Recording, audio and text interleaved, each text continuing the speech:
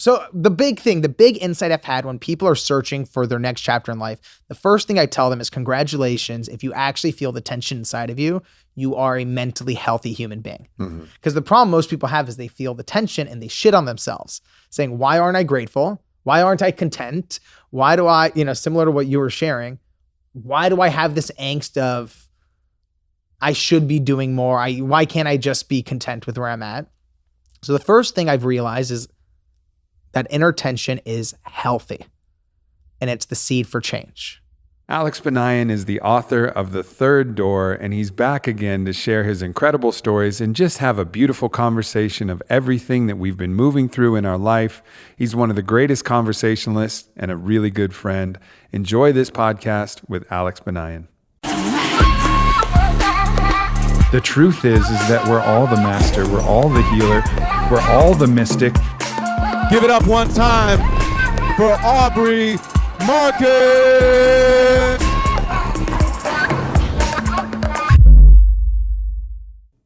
Do you want to finish that thought? I was just going to say the past 2 years, a lot of it for me has been, when doctors want to find out what you're allergic to, they take everything away and then they introduce them one at a time. That was me. Elimination diet. Elimination. I was in an elimination diet. They're like, all right, here's your entire lifestyle. We're taking it all away. Your yoga class, you're going to the gym, your in-person speaking, in-person podcast, taking it all away. And then one by one, we're going to reintroduce. And I've been seeing like the past 6 months, what I'm allergic to and what is like fuel for my soul. And what is it? The fuel for the soul. What are you allergic to? And what's your fuel for the soul? The allergic to, I have this like weird term, I call it like suppressive energy. Okay. Like when you're at a dinner party with people and you just tell they all just suppress all of their emotions. Yeah. And I didn't even realize how much that affects me until recently. I can't even be in the room. I can be in the room. It's just painful. And which emotions in particular that someone is suppressing? Can you tell, or do you just feel like there's a flatness to their expression that's not getting into the deeper waters? When you ask someone, how are you? It's like, good. How are you? Oh, yeah.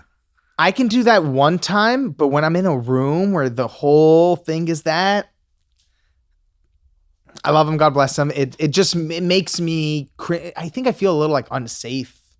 Sure. Because I'm like the person when I sit with you, I'm like, oh, just talk about whatever, Right. Like I know when I'm with you, I can say whatever and you can say whatever. And it just like feels very open.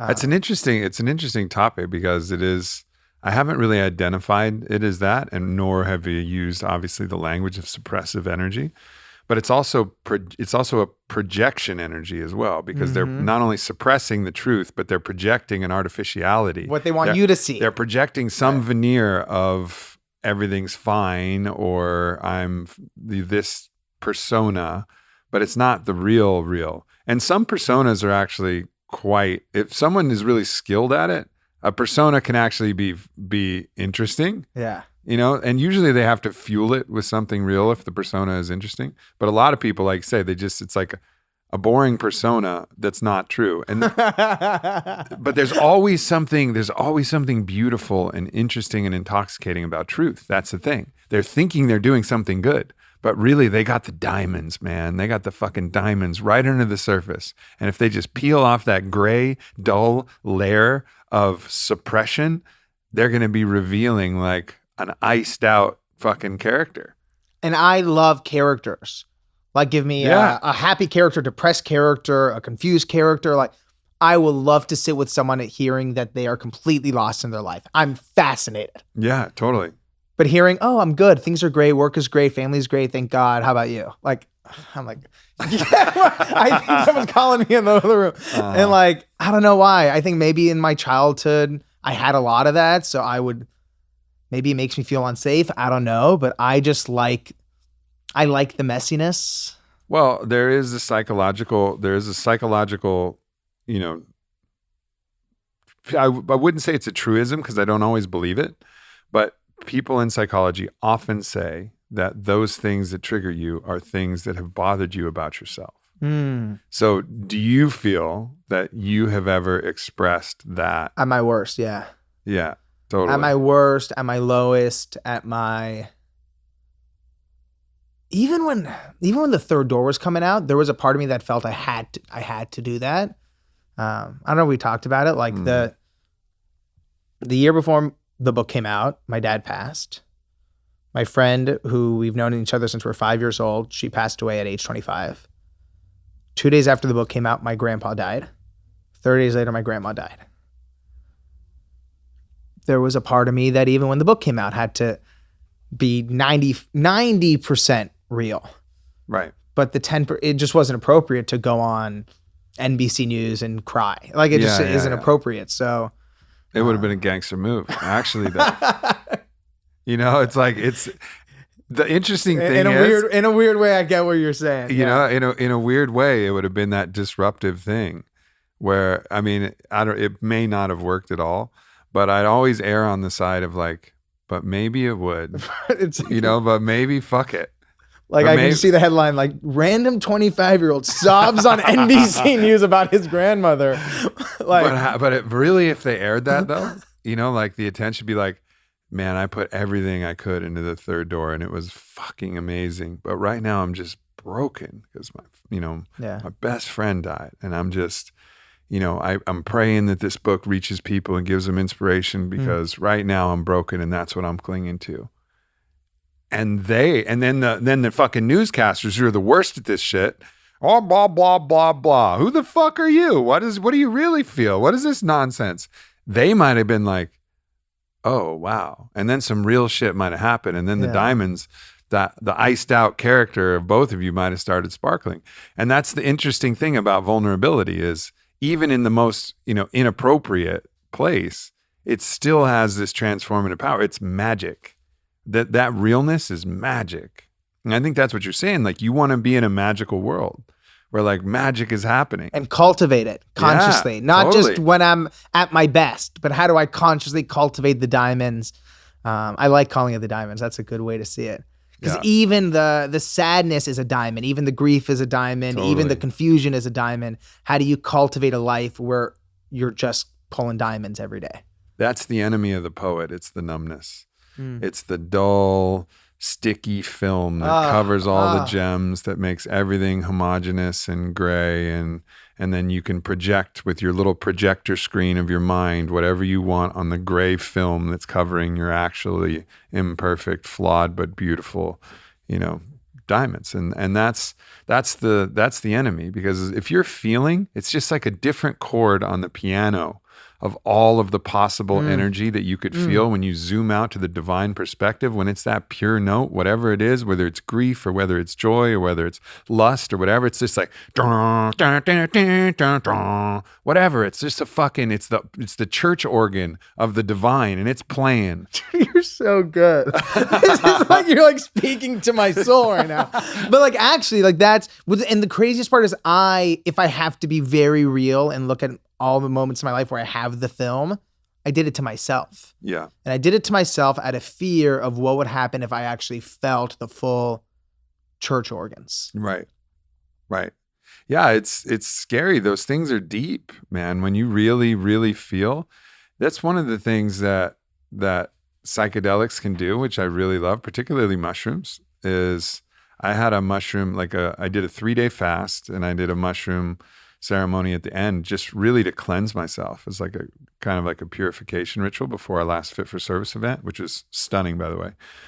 But I would think about things that I was like normally like a little bit excited about, like that's cool. But I would think about them and I would feel the full force of it, or look at something. Like I remember there's a new movie coming out called Cyrano with Peter Dinklage, and it's Cyrano's my favorite play of all time, Cyrano de Bergerac. Yeah. And they're remaking That's the guy with the nose. So in the play, he has the nose, and that's what makes him unattractive, and that's what makes him feel like he's unworthy of having Roxanne love him. So he gives Christian, the beautiful cadet, all of his letters and words, and so Roxanne falls in love with Christian because he's beautiful, and it's Cyrano's words, but she's really falling in love with the soul of Cyrano. So it's this tragic, beautiful, tragic love story with like my favorite hero of all time. But they recast it with Peter Dinklage as Cyrano. So it's not about his nose, but he's a little person. And that's way more interesting than just having like a big nose, right? Like, oh, that's fucking it. It's beautiful. And so anyways, when I'm really excited about this. I think it's a beautiful retelling of this. And I was thinking, and it just hit me. I was like, this is fucking great. This is great. This is a great thing. And I just kept saying, like, this is a great thing. I was just thinking about the societal implications and the message that this story brings and how it's bringing in this awareness of loving someone despite being different. And it just fucking blew my mind, you know? And I looked out at Bear Mountain another time and it was just like, wow, this is unbelievably beautiful. Wow. And we get so few of these moments where we really feel that thing like to the fullest. And whatever it is, you don't need medicine, psychedelics to do this, whatever, but somehow, some way, we got to tap into that awe again, where it's not that dull church organ from 3 doors away where you're just casually passing by and like, what's that note? Oh, it's joy. But I'm not in the room. We want to be banging the keys yourself. We want to be banging the keys. We want to be in the pipes. Yeah. We want to be in the pipes of the organ, just brrr. I don't know, you know, there's a million different ways to get there, but one way or another, like we got to find our way there. It could be tantra, it could be breath work, could be meditation, could be just choice, could be whatever, but we got to find our way to feel the fucking feels because that's what we're here for. My biggest takeaway from studying success for 10 years is that people aren't looking for success, they're looking for that. Yeah. Because I know people, and I know you know people who have achieved societal success, got $100 million exit, got $1 billion on Bitcoin, and still are miserable. And when they hear you talk about that, they say, I want that, which is definitive proof that it's not the 100 mil, it's that. Yeah. People are chasing sensations, not things. Yeah. They want, what do we really want? Well, we were promised that things would give us a sensation. Right. If you watch Wolf of Wall Street, the movie, it tells you if you have the money, then you'll feel this sensation. Sure. If your girl looks like this, if your guy looks like that, you'll feel this. Right. And then we get to the mountaintop and we say, this doesn't feel at all what they said it would feel like. Yeah. And then you go back into the valley and start doing the work if you're lucky. Yeah.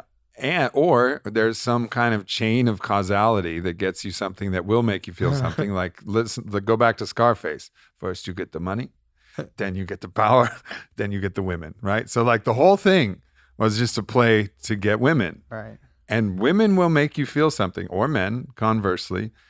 But eventually it won't. And, you know, you can get absolutely like hedonic tolerant to that expression as well, because all of these things that we chase extrinsically will not satisfy our intrinsic desire ultimately. I mean, we can use them, but we got to really find that shit internally. But yeah, so much of everything we're promised that we're all of these different extrinsic things, all of these achievements are told are going to give us something, and they will for a hot moment. But then we'll have the fear of losing them, the distress about what if it doesn't happen, and the endless quest to find the exponential right. next thing that's even bigger. Like if you make 10 million, it's not like making another 10 million is exciting. You gotta go exponential. You gotta make 100 million once you get to 10. And to starts even evolving give you into an addiction in its own right. Fuck yeah, it does. And if you get to 100 million, well, billion's the only thing that's gonna make you happy. And guess what? It's still not gonna fucking make you happy. That's the challenge. It is hard to, unless like yourself, you devote your life to studying this. It is hard to wrap your mind around the idea that essentially is counter to everything we're sold in movies and TV, that a X amount of external success isn't going to make me feel good. It's just hard to wrap your mind around if you just grew up in America watching movies and TV. Yeah. You know, when you're a kid, you see the cheerleader is the one that makes the guy or whatever it is. Yeah. It's literally taken me 10 years on this journey to come to these realizations. The thing that it will do is there's a variety of different common challenges that people express. One of the challenges is a deeply ingrained belief that I'm here to do something big and important, and I'm here to accomplish something great. And it is fundamentally important to satisfy that urge, I think. in some ways. It's better to have that urge be very purpose driven. I'm here to accomplish something great, not just for myself, but for the world. And hopefully those things are woven together. So you can reach a point where you do get some satiation of that can alleviate a certain amount of depression. Like, for example, I was very depressed in my late 20s going into 30 because I was running a marketing company. I was helping sell fucking fleshlights and oil and gas and fucking all kinds of whatever I could, right? I was so depressed. I was like, man, I made a left turn when I should have made a right turn. And here I am running this tiny marketing company boutique, selling stuff that is whatever. And I wasn't happy. And then I started, I built Onnit up, and it did give me this sense of like, okay, now I'm doing something. I'm doing something that's doesn't mean that it ultimately fulfilled it, but it just shifted things to a slightly different type of problem. And it's almost like there's an evolution of problem solving. Yeah. So I don't want to denigrate the idea that this doesn't solve any problems. It does solve some problems. It just won't solve all the problems. It'll just shift the problems. That's a great way to see it. And maybe that lily pad strategy of like, okay, solve this problem, then this problem, then this problem. Then finally you can get to the universal problem, which is all about how much you fucking love yourself. Dude, we can end the podcast right there. But that's essentially the conclusion, right? Yeah. But that's the whole life. There's this great Paulo Coelho quote that says, life is a long march from fear to love. That's beautiful. That's it. What else is there? Yeah. Everything else is just an attempt to get close to that statement. Yeah. But what else is there? Yeah. Yeah. Wow. And it's almost like love to fear to love. You're born with it. You're born in this loving, and you're even in the womb in this loving. You go from love, then into separation, and then finding your way back from separation. Separation implies fear, but then back to love. So it's a circle. That's the circle. That's actually almost better. Sorry, Paulo. We just made it better. It's not a march. Paulo, if you have a problem with this, please come on my podcast. Well, do you know what the thing? Talk to you about it and everything else. I love Paulo Coelho. I love him too. Well, that's The Alchemist. The Alchemist. Spoiler alert. The end of the book ends where he began. Yeah. It's the classic hero's journey. You're back where you started, but not the same person. Yeah. But at the same time, what I grapple with, and I'm very aware of, is everything you and I are saying makes perfect sense in the macro. But if you're in the trenches and you're actually struggling with what you want to do with your life, figuring out what's next, this stuff sort of can be even frustrating to hear. Yeah. When you're in it and you don't know what to do. When you're at your big job at Google that you thought would bring you happiness and you actually hate your job, but you can't tell anyone because you don't want to sound ungrateful, this, finding love and finding yourself and loving yourself stuff can actually make you want to pull your hair out. Sure. And also, you can be me now. And with all of this awareness, my ability to eloquently go on a excited, passionate rant about this and still not be abiding by it to a full degree. Still finding myself with that constricting kind of angst in my chest of like, I need to do more. I must do more. I'm not doing enough. What else can you do? That thing that wakes me up in the morning and puts me to sleep at night and has me still reaching for, different things to help me fall asleep because I'm constantly racing about that next thing I can do when I still simultaneously know doesn't matter, man. Like, but it's hard. It's hard to it does matter. That's the thing. It does matter because it is affecting people. And that's the hard part that I can't seem to get around is it's less about how much I love myself, which was, I think, the first huge hurdle. I was like, look, man, you can love yourself no matter what you do. I'm still working on that. I'm not saying I got that fucking nailed, even though psychologically, philosophically, I got it.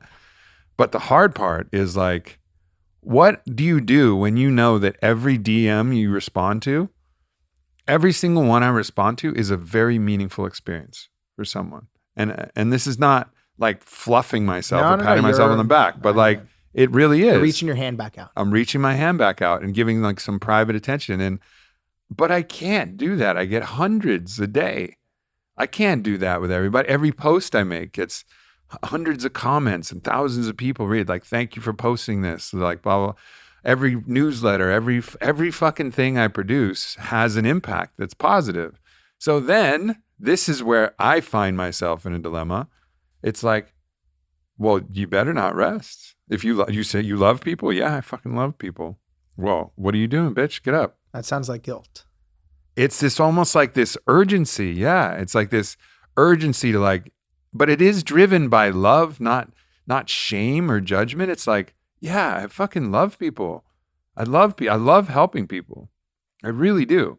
And there's some other shit mixed in. There's a little bit of ego mixed in. There's a little bit of guilt mixed in. There's a little bit of guilt for, responsibility for all of the advantages that I've had in my life. There's different stuff in the cocktail, but the purest part of the cocktail is that I love people. And if I stop, I feel like I'm not loving them as much as I could. And that's what's the challenging thing. And I have to always tell myself, it's probably why I created Fit for Service, to remind myself and everybody that, like, in order to be of service, you first must be fit for service. And I got to take this time for myself. But I have a hard ass time doing it. This problem you're having didn't exist 200 years ago. Right. If you were in your village and you were like helping people, you were helping like 50 people. Yeah. Yeah. And they were like, thank you so much, Aubrey. Like, our life is so much better because you are head of our clan. Like, God bless you. Like, and you were like, man, no, I'm going to go back to my family tonight. Like, yeah, totally. And you were good. And maybe you would go out to another village, help, and then you would retreat back. But like, millions, hundreds of thousands, it's never happened before. Yeah. Right? Alexander the Great didn't interact with millions of people a day with a single post. It just didn't happen. So there's a lot of problems that we're facing just in the past 10 to 20 years that have never happened in all of human history. That feeling you're describing is not written in Alexandria, archives. Yeah. It's the elements are real, the elements are human, but the exact experience is different. When you talk to people, and this has been a part of what you've been doing recently, is you've been exploring this issue. Mm-hmm. What solutions are people having? What lessons are you distilling? Like, what are these conversations that you're currently having? It's all about the evolution of really the third door. Is this quest to help people find their next chapter? Because the biggest thing I've realized is when people actually get that sense of possibility that, yes, there's always a way, the question becomes for them, well, what's next? Mm-hmm. And I'll share an insight, but I'll share a practical tool because at the end of the day, people want something to do. The insight. Let's pause for 1 second because there's some people who haven't watched our podcast about the third door. Just explain, before you get into this, explain the premise and principle of the third door. So I love that you smile when you say it makes me happy. Yeah, because I fucking think back to the amazing stories you told on the last podcast of your examples of finding the third door. Like, go, but I'll let you go ahead. So pretty much for the past 10 years, I've just been obsessively studying success.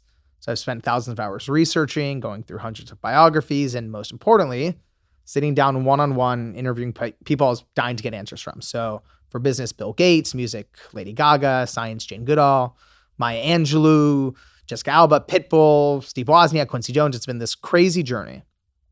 And essentially, it's all been focused on finding that mindset of success. What ended up happening is after all these years of research, I realized every single one of these people treated life and business and success the exact same way.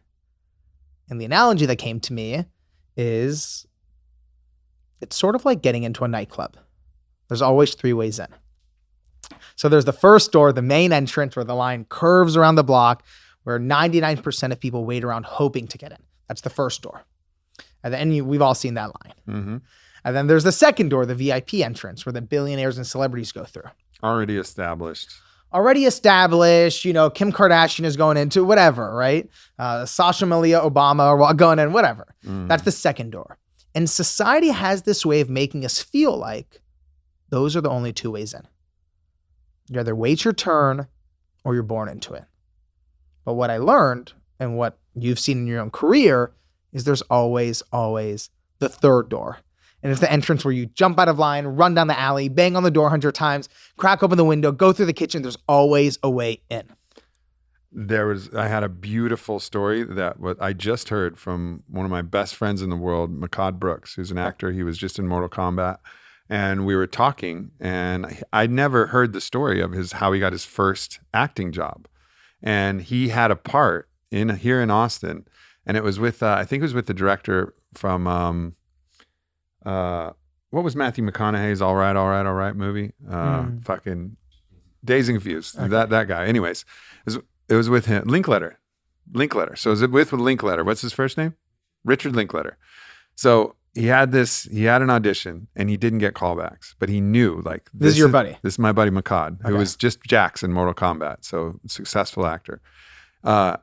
His first gig, he knew this was the right part for him. So he shows up at callbacks, uninvited. They call somebody else's name, and he like casually he just gets up and he goes through the door and closes the third door thing I've ever heard. Closes the door and locks it. Yeah. And is like, hey, my name's Makad Brooks. I'm from Austin. I'm born and raised here, and obviously I know where the door is if you don't want me to go, but if you give me 5 minutes, I promise you won't regret it. And I think he credits like also the way saying it, like, obviously I know where the door is, letting him know like it's the truth. It's yeah. He didn't lie. Okay. He didn't lie. Yeah. And he's like, if you give me 5 minutes, you won't regret it. And he was like, all right, I'll give you 10. Gave him that 10 minutes. He got the part. That's the fucking class. It's the classicest third door story of all time. And there's not a single I didn't go into the interviews with the thesis that I was trying to figure out. I was just doing these interviews trying to just gather the information myself. Right. And then when you just have, and what's cool about the third door, if I could say for myself or why I was so excited about it, is there wasn't a single industry. I wasn't like, okay, let me go look at all the tech geniuses. And then, no, I had poets and scientists and actors and actresses and billionaires. And this was the one thing, Warren Buffett and Maya Angelou, not much in common. Yeah. Except they both took the third door. Right? Yeah. Jessica Alba and Pitbull, not that much in common. Jane Goodall and Quincy Jones, not much in common. But they all, especially early on in their careers, all had that. And I know your third door stories too. Sure. It was the Kentucky Derby story. Yeah. That's my favorite of your third. You've had a lot, but that's my favorite of your third door story. Yeah. But it's unavoidable. You're not going to achieve your dreams waiting in line hoping someone calls you forward. Mm-hmm. You're going to have to make it for the door and make your pitch. Yeah. Yeah, that seems to be this universal defining theme. And it's so important for people to realize that, because also you have to have a sense. It's almost like for all of these people, there was a knowing that was beyond their thinking.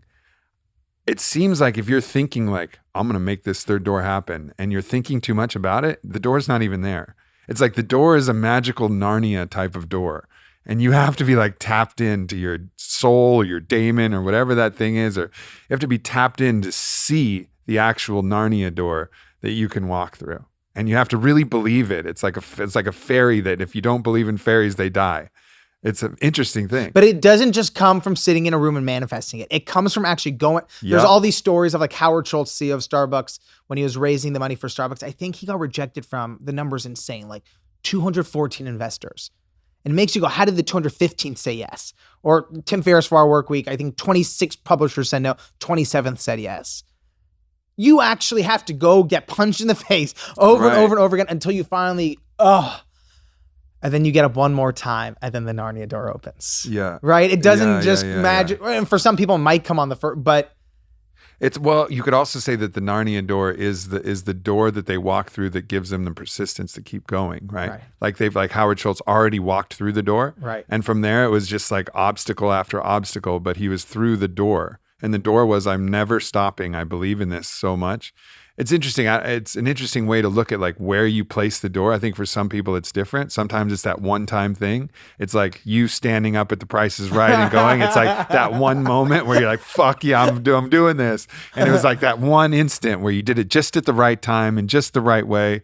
And Makad, the same thing, just the right time, just the right way. And then there's the other door, which is I'm going to walk through this door, and beyond this door is a never quitting pathway to success. And I'm going to find which way it is. It's just where the door is placed and where the window of opportunity is. But yeah, I mean, it is literally everybody. Everybody has this story. In their own way. Yeah. And it's very good to point out that people like, I'm doing sex magic and manifestation every day, and it's going to happen. All right, well, what else are you doing? Who are you sharing your poems with? Right. Like, where are you putting your videos? How many people are you calling? Oh, I'm just manifesting it. It's going to happen. No, No, it's not going to happen. Like, you got to combine it. It's good. You got to do all that. Do the sex magic. And it does work, but you got to combine it. You got to combine it. Do the sex magic. Do the laughter manifestation. Do the Joe Dispenza. Do the Jesus. Pray as if it has already been done. I fucking believe in all that. But it also requires like the effort too, and the courage to like have the just moxie to go out there and get it. There's a great quote. I think it was from a golfer. The harder I work, the luckier I get. Yeah, the harder I work, the luckier I get. And by the way, I can resonate with that. I know you resonate with that too. Totally. You and I are both the same kind of guys who like behind on the, the public, we're like, oh, we're so lucky. Behind the scenes, we're just pounding the pavement and banging our head against as writers too. Yeah. I write my best lines after banging my head against the wall for a week. Yeah. And then I sort of give up. Albert Einstein has this great story of, I don't know what he was studying at the time, but he was studying something and for just months, banging his head against the wall. He couldn't come up with it. And then he gave up and was like, screw it, I'm done. And just went to go play backgammon with his friends, was rolling the dice, and it came to him. And again, was he just like, that's the Narnia door, but it's sort of part of it was 2 months of banging his head against the wall. Yeah. And I think they all, you got to do both. It's a necessity. It's a necessity to do both. All right, we've explained the third door. Now you can go back to the current conversations that you're having and what people are drawing. Well, so now the question is, all right, if you want to take the third door, and especially after the past couple years that people have had, it's actually what I've seen is there's more people wondering what they want to do in the next chapter of their life now than ever before. At least that I've been alive. I've never seen anything to the point where it's like, without naming it, I was at a party a couple months ago, 2:00 in the morning on the dance floor. A Google exec comes up to me at 2 a.m. saying, I need your help. I don't know what I'm doing with my life. I've gotten that at a business conference and in a DM, but it's getting to the point now, it's almost like its own epidemic of people have either spent the past 2 years without stable work and they've been staring at a wall into the abyss, or they've been lucky that they've been able to work and things have been good, but it just hasn't felt right.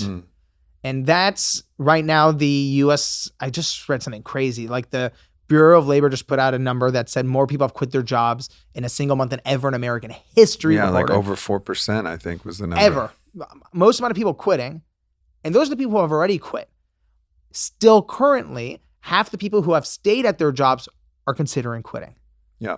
And in response to that, they like expanded the amount of hours that children could work. Oh no! I don't know if that's the solution. Russell Brand was like, "Oh, this is good." It's like very Dickensian, like fucking finding chimney sweeps to go up there. That's what it sounds like. It was really interesting, but yeah, I mean, this is an issue, and it's because the vapid meaningless obsolescence of these different positions that we have, especially as it appears that the world is in a sort of the early stage of existential crisis. Like the world's trying to figure out who are we, what are we doing, why are we here, what is this old game that we've been playing, which is all zero sum, which is all me versus you. I'm fucking tired of this. This doesn't seem to be working, and it feels like if we continue down this path, it's only going to get worse. So I think it's like this collective awakening that's happening, which is a good thing. And most people that I've spoken to feel what you just said, but don't have the words for it. Yeah. But they feel it in the pit of their stomach when they're waking up at 3:00 in the morning staring at the ceiling. They feel it when they're on their 10th Zoom of the day and they want to throw their computer against the wall. They feel it, but they don't have the words for it. Yeah. And one of the big insights I had is, Viktor Frankl, Man's Search for Meaning, describes it in the best way I've ever seen. He said, inside of every human being is an inherent tension between who they are now and who they know they can be. Between who they are now and who they can be, what they've already accomplished and what they know they can. And that tension, if you think of like a clothesline, and you, if I may say so, or someone who I just see in your eyes, that tension is deep in your DNA. That's still there strong. And it doesn't matter how much you accomplish. Nope. That tension won't go away. Because every place that I arrive at, I see the place that I can arrive at from this place. It's like the lamp that illuminates the darkness and exposes more shore of your ignorance. Like the higher the light goes, the more you see is possible for you. Mandela says when you climb a mountain, the first thing you notice is how many more peaks are ahead of you. Yeah. And I see that in you. Yeah. I see that in you. And what Viktor Frankl, the famed psychiatrist, says is that inner tension, that thing that so many people right now are feeling, that inner dread, that they're shitting on themselves. Why can't I just be happy? What Viktor Frankl says is that inner tension is actually essential to mental health. Because what that inner tension is it's your soul telling you there is a life of deeper meaning waiting for you. What that inner tension is telling you is essentially it's a seed that's causing you to think of how you're going to grow next. Yeah. So that tension is inherent to growth and it's essential to mental well-being. Because if you think you're capped out, if you really think you're capped out, you're fucked. You're fucked. You're You lose fucked. all meaning, you lose all purpose, and with that comes all of the depression, all of the every downstream mental health effect of not having meaning or purpose. There's plenty of studies that show all of that. Your relationships suffer, everything suffers. But if you feel like you're capped out and you have nothing to drive for, that's a problem. It's also, a challenge that I know a lot of really successful athletes have, because that is a path That's a that has huge an one. expiry based upon your date. You can kind of, in some ways, the tragedy of the amazing Michael Jordan documentary, the tragedy is that you can see that there's some part of him that really feels like You the can see it in best the is eyes. behind him. Yeah. You know, And if you don't find that sense of meaning and that sense of purpose off the court or off the field somehow, life is really tough. yeah, you got to chase cheap, existential thrills, like the buzz of, It's an the addiction, buzz of essentially. alcohol, the thrill of a gambling win or loss, or, and I don't mean to pick on Michael. I think everybody does this, but like, if you got to find that next thing of like, all right, well now I'm fucking Michael Jordan and everybody knows me and I'm going to change the world in a different way, not just inspire people, in order for him to have that fire again, he'd have to have the same fire he had, when he was playing for the Bulls. Jimmy Carter, when he left the presidency, started Habitat for Humanity, building houses with his bare hands, and became a Sunday school teacher. You think of it, how does someone go from president of the United States to teach Sunday school? The answer is he actually found he found continued sense of purpose. Yeah. So the big insight I've had when people are searching for their next chapter in life, the first thing I tell them is congratulations. If you actually feel the tension inside of you, you are a mentally healthy human being. Because the problem most people have is they feel the tension and they shit on themselves, saying, why aren't I grateful? Why aren't I content? Why do I, similar to what you were sharing, why do I have this angst of I should be doing more? Why can't I just be content with where I'm at? So the first thing I've realized is that inner tension is healthy and it's the seed for change. Now, what ends up happening is when I share that with people is the question is, okay, so what do I actually do? If I acknowledge that it's healthy, what's something I can actually do if I don't have my path, if I don't have my calling? How do I figure that out? So it's a pretty cool exercise. Can I share the exercise with people? Absolutely, please. Okay, so I call it the 30-day challenge. And essentially the way the 30-day challenge works is I tell people your inner child desire to have a perfect map placed out in front of you. We're in like the Google Maps generation. We just want someone else to come in. We want to put in a destination and tell us exactly how to get there. That desire is not possible for a career. It's a natural desire, but it's not possible. Yep. What is possible is for me to give people a way to hone their compass. To essentially tell them wherever you are, I can give you an exercise that can hone the compass and help you pick the right next path, the right next move. And that can change people's lives. So this is the way the 30-day challenge works. And it's like really simple. It's like a recipe. It's just, I've tested it with, thousands of people over the past few years. Yeah. The next best step. The next best step. So this is what it does. So the first step for the 30-day challenge is I tell people to go to a CVS or a pharmacy and get like a $1 notebook. But it's important to get a brand new notebook that they've never written in before. And then on the cover, write 30-day challenge and sort of make it sacred. That's the first step. The next step is to open up your calendar and find a 15-minute window that you can devote the next 29 days to. Normally, I tell people, like, if they like to go to the gym after work, couple it with something. Okay, you'll do it right after the gym. You'll do it right before dinner. You'll do it right before bed, first thing in the morning. So devote 15 minutes a day to the same thing. Set a reminder, and then this is what you're going to do in that 15-minute window. You're going to answer the same 3 questions. And these are the 3 questions. Question number 1 is, what filled me with enthusiasm today? What filled me with enthusiasm today? The question is not what made me happy, what made me excited. It's what filled me with enthusiasm. And the etymology of enthusiasm is to awaken the divine within. So like, what awakened that divine fire in you? We're talking about the organ horns, right? That's it, man. That's it. And that's why that question, it's not what was my favorite part of the day. It's enthusiasm. Mm-hmm. And again, it could be for a second. Sometimes people are waiting for eureka moments and they don't have an answer to number 1. I tell them lower the bar. It could be like you saw a butterfly go by and your eyes lit up. It could be you heard a quote on a podcast and you felt, again. So question 1 is what filled me with enthusiasm today. Question 2, what drained me of energy today? That one is very easy. People are normally very good at that. Mm-hmm. Question 3 is what did I learn about myself today? And that's it. 15 minutes, spend about 5 minutes on each question. And your only goal, sort of like going to the gym, just stick around. Some days you might do it really well. Some days you might not do it well. And if you think of this like daily cardio, it all of a sudden makes sense. Because some days will feel repetitive. And if you look in the mirror after 5 days of doing it and you don't see results, congratulations. It's called the 30-day challenge, not the 5-day challenge. Yeah. Keep going. Yeah. So that's for 29 days. So go over that one more time for people. What filled me with enthusiasm today? Mm-hmm. What drained me of energy today? What did I learn about myself today? Mm-hmm. Those 3 questions for 29 days. The 30th day is your graduation ceremony. What I tell people is carve out an hour for day 30 and go somewhere festive. Your favorite Mexican restaurant, your favorite cafe, your favorite park. Like, do not sit where you've done your other 29 sessions. Don't do it in your house. Don't do it at your office. Go somewhere that's a graduation ceremony level of festivity. And what you're going to do in that hour is you're finally going to read through your entries.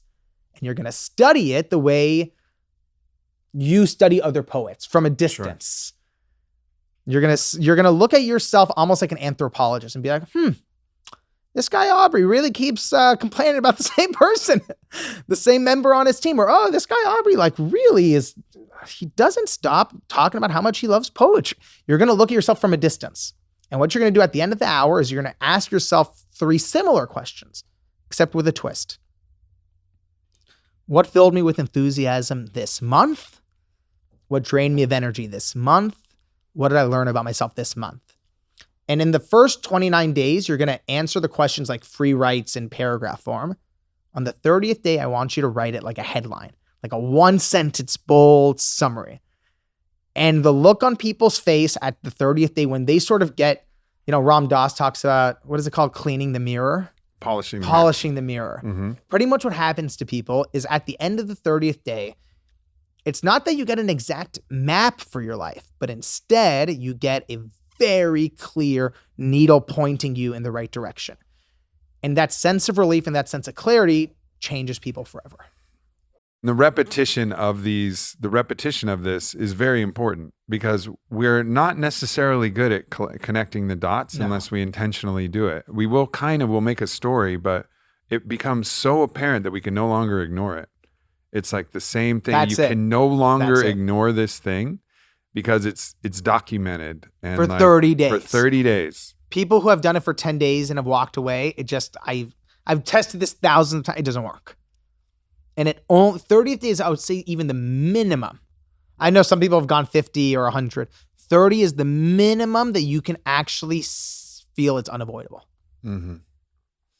And then, all right, so you get this. Then what do you do from the point that you got this? Let me just, hypothesize. I'll just take myself, and I know I didn't do the 30 days to get it, but let's say what fills me with enthusiasm. Well, today I was very enthusiastic in this conversation, this podcast, like speaking with somebody who, I can share ideas with, and also sharing this on the podcast. That's something that's, fills me with enthusiasm. Yeah.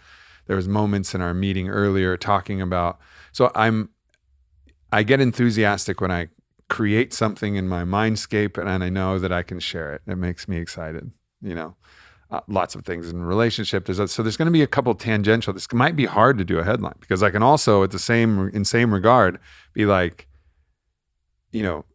being there with my wife and laughing in the pantry, about the same joke or a new joke or making love or like so you might have a couple things that it's hard to decide and condense. So what do you do when there's like bullet points is the first question as we go through this, because I really like this exercise. And same with draining me. Like what makes me drained? Well, some of these are going to be like very intrinsic, bad software. Where basically like I'm saying, like I'm carrying this anxiety because I feel like I need to do more. And this anxiety is like a candle that's burning me from the inside of the candle. And all of a sudden the wax is melting, not only from both ends, but from the inside itself. And like that's fucking it. And sometimes it's complicated because sometimes the same things that excite me also in high quantity can exhaust me. So it's a quantity issue, like social engagements. Generally, I get a lot out of those, but when I do too many, then all of a sudden it starts to be deleterious. So that one can be complicated. And then learning is probably going to be one of the most difficult to condense because there's going to be a lot of different things that you learn unless you're really learning the same thing over and over, which can certainly happen. So talk about the condensation at the end of the 30 days, how you reconcile that, and then talk about what you do when you get that, somewhere loose condensation. So two parts of the question. The structure of this is very important. What I've learned is in the micro. So right now you just described the micro, your day today. Yeah. It's actually very easy and it's very natural to really describe some things. So let's say you were doing your 30-day challenge. Today you'd be like, man, there's actually a few things. The conversation with Alex, the meeting with the team, and the joke in the pantry with my wife all felt good. And you can just free write. Yeah. That's good. Like flesh it out. That's why it's 15 minutes. And I don't tell people's instincts for the 30-day challenge is they want to sort of cut corners. They'll just like bullet point 3 things and like finish in 5 minutes. And then 30 days from now, they're like, I don't see a huge epiphany. It's really important to sit there and, let's say you write something out. I tell people you're going to sit there for 15 minutes, whether you like it or not. So even if you're staring at the paper, you're not getting up for 15 minutes. Yeah. And what ends up happening is like 4 minutes in, something comes up that wasn't on the top. You talked about it. Sometimes you have to pull back the veneer for the diamonds to start coming up. Yeah. And I notice that actually happens a lot on number 2. The draining of energy, there's the first thing you write, and then you wait a couple minutes, and then there's like, seeing that Instagram post of the guy who works in that other company with his 6-pack. I'm embarrassed to even write it, but that just put me in a funk. Like that wasn't the first thing you admitted, but it took you a couple minutes to be like, that made me feel like I'm a little fat right now, whatever, Yeah. So there's something powerful about that being 15 minutes.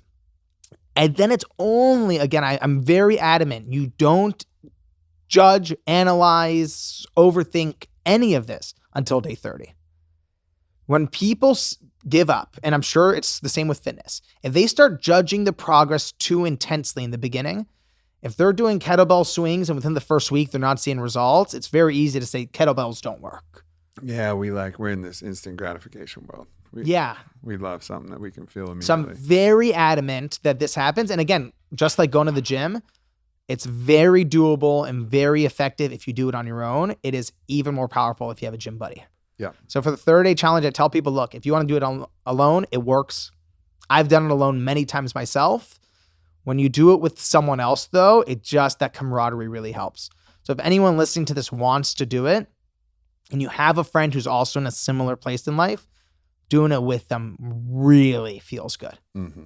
That makes sense. All right. So you get this list.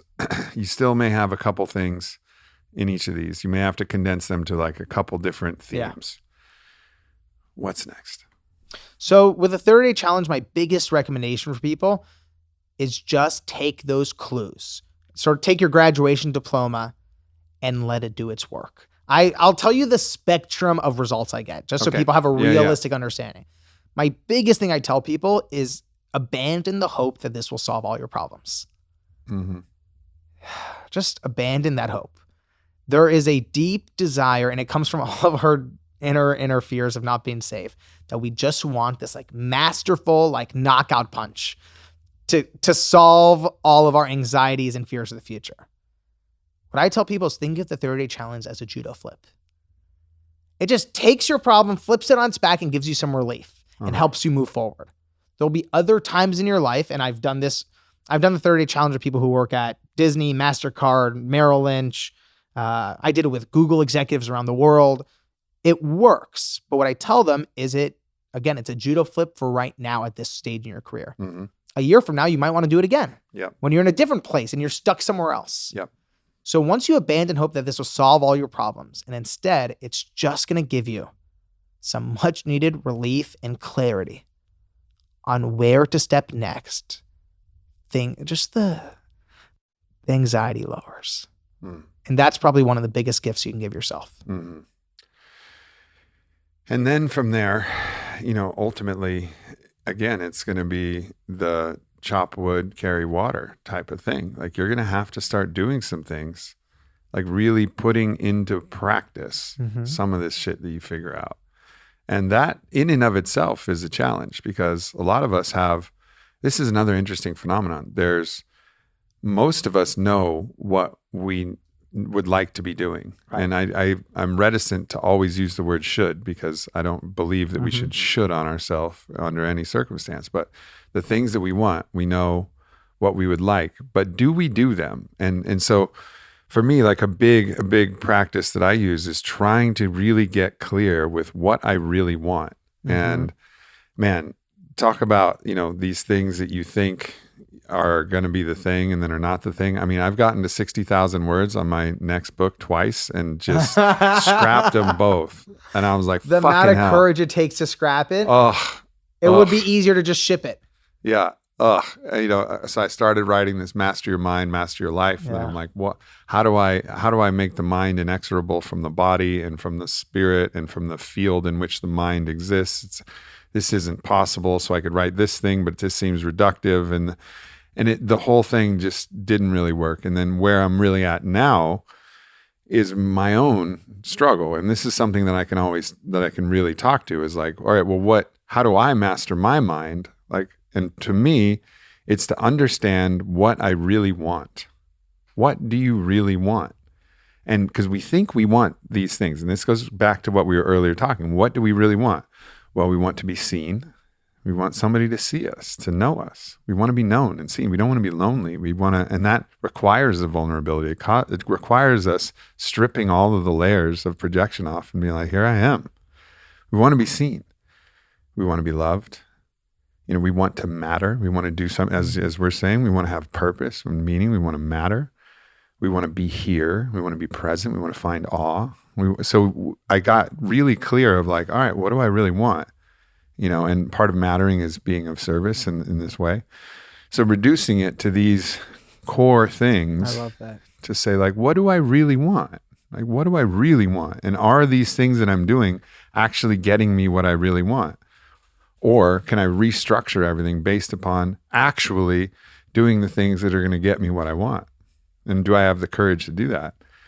And you'll uncover a lot of things. Like so many things that we do are not what we really want, but it's based on a fear, not a desire. We're being fear motivated. Like I'm going to this party that I don't want to go to, or this wedding, or this whatever. Weddings are a big one. Birthdays are another big one. I'm going to this wedding birthday thing because I don't want the person who is throwing this wedding birthday thing to be pissed. Right. So do you have the courage to be strong enough in yourself and trust that you can say, hey, I love you, but ultimately, like I can't show up to this thing and still live my life of purpose in the way that I want to. And like, this is a hard thing to do. Like you have to have the courage to trust that we'll be loved, not the fear that we won't be loved.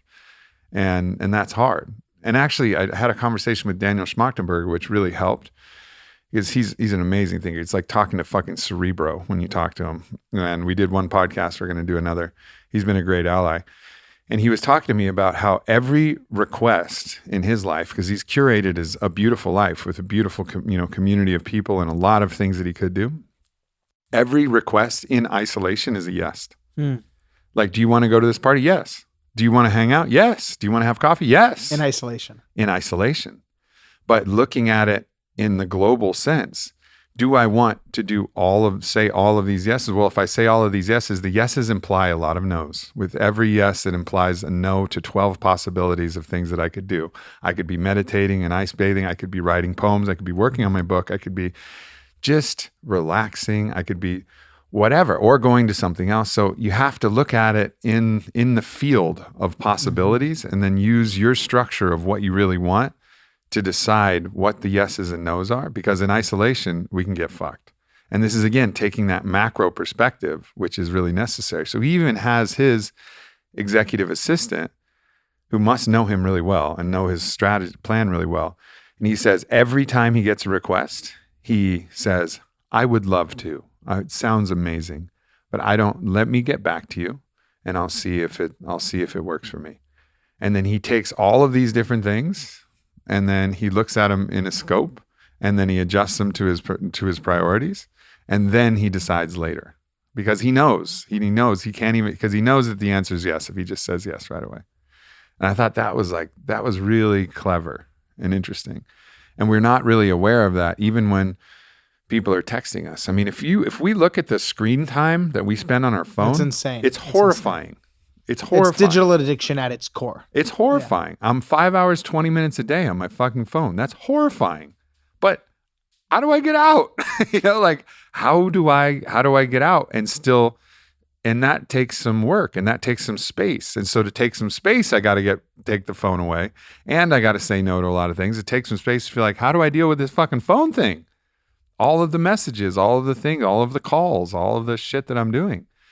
This is a deep and very important process. And are you willing to have the trade-off with someone who has a profession like yours, where so much of your career is tied to the phone?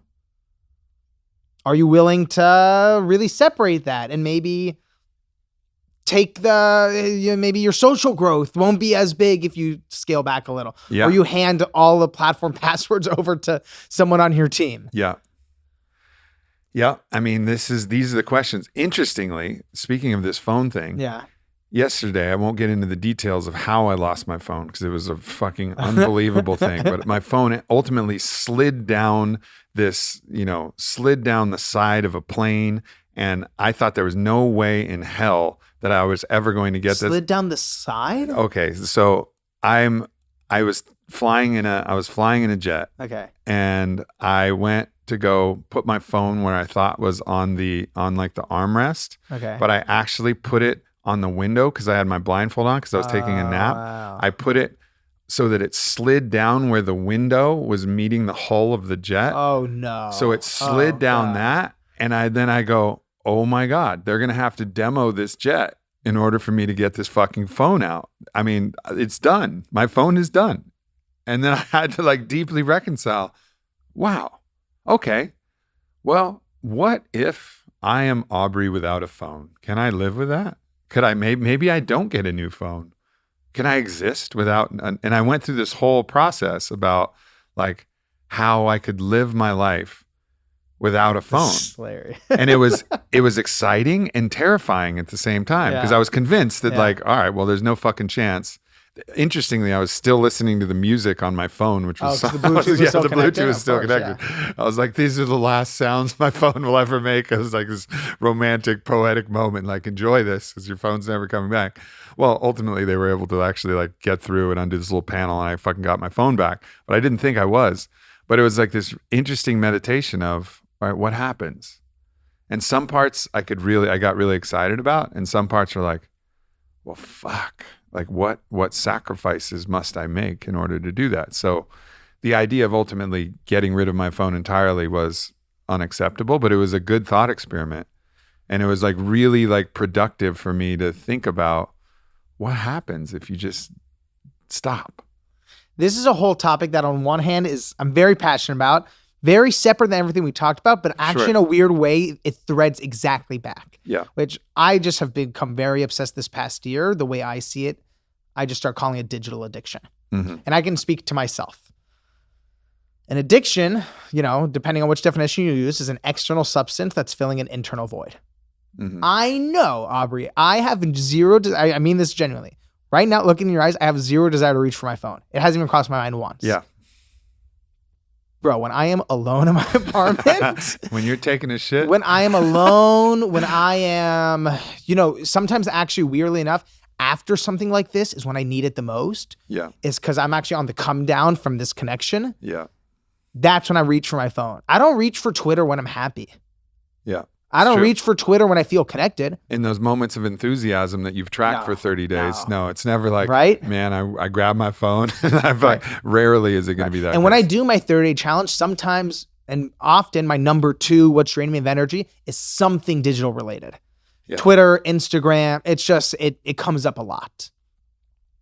So the question is, why do I keep doing something? And I still do it. I did this morning. Why do I still keep doing something that I know clearly drains me of energy, makes it feel like a cloud is above my head? So that's a whole nother thing. And by the way, I meditate, I pray, I do all that stuff, and still I can't kick it. Mm-hmm. I think, and I feel very confident on this, 10 years from now, 20 years from now, we will be talking about digital addiction with the same kind of gravitas we talk about the opioid addiction. Mm-hmm. We're on the precipice of it. We've seen the numbers that there's been higher numbers of teenage suicide in the past few years than ever in history. And loneliness in younger generations is what's surprising. Everybody thinks, the loneliness epidemic, it's a bunch of elderly people who have lost their connections. No, it's not. Like, we're seeing the fastest increase in the youngest generations. The first party I went to that was sort of like post-vaccine LA, I'm not kidding, I was there and about 75% of the people were on their phones. And I was thinking this would be like a euphoric party where people are looking in each other's eyes. Right. You don't just undo an addiction. So that's a whole nother thing. But what I've realized is that it's, in Alcoholics Anonymous, they have a very famous quote that says, in order to really unravel an addiction, you have to ask not only what it does to you, you have to ask what it does for you. Right. Right. So alcohol is an easy example. What does it do to you? It makes you a drunk. It makes you miss your priorities, ruins your relationships, blah, blah, blah. What does it do for you? It takes the edge off. Mm. I can connect with the guy sitting in the bar stool next to me. Mm-hmm. I'm a lot more confident. I can go ask her out Mm-hmm. when I'm a little drunk. What does it do for you? Yeah. And you're never going to kick the bottle until you realize what it's doing for you and find other ways to do that. Yeah. And the same is true with the phone. I know for me, what does the Twitter do for me? It distracts me from uncomfortable thoughts. Mm-hmm. I'm feeling insecure. Now, sadly, I go to a thing that makes the thoughts worse. Mm. But what does it do for me? It takes away thoughts that, make me distracted. Many times, like a slot machine, dude, I feel great about myself. Going into this, you talk about going into the DMs. I'll sometimes fish in those DMs for senses of significance and meaning. Sure. Now, God forbid, sometimes there's bombs in there. Oh, yeah. Of people just doubt. cussing you out. No but doubt. and thank God, knock on wood, I'm not famous enough to get that. I'm sure you get much more.